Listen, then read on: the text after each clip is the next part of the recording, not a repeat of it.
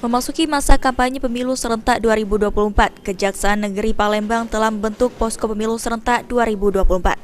PLH Kasubsi Ideologi, Politik, Pertahanan, Keamanan Sosial Budaya, dan Kemasyarakatan Teknologi Informasi atau IPOLEKSUS Hamkam, Indra Susanto mengatakan sejauh ini Kejari Palembang sudah menyiapkan tempat serta sarana dan prasarana pendukung guna menerima laporan dan menindaklanjuti tindak pidana pemilu.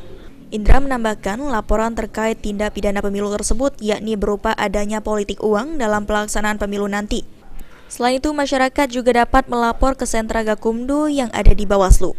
Sejauh ini kita sudah siapkan baik tempat maupun sarana dan prasarana pendukung guna menerima laporan, baik menerima laporan ataupun menindaklanjuti laporan terkait adanya pelanggaran tindak pidana pemilu. Contoh tindak pidana pemilu itu gimana? Contoh-contohnya tindak pidana pemilu mungkin salah satunya adanya politik uang dalam pelaksanaan pemilu nanti. Tentunya dapat disampaikan masyarakat ke posko pemilu atau juga ke sentra Gakumdu yang ada di Bawaslu.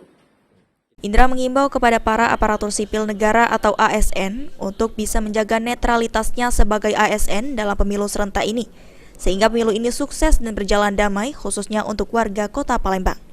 Lutfi, PAL TV.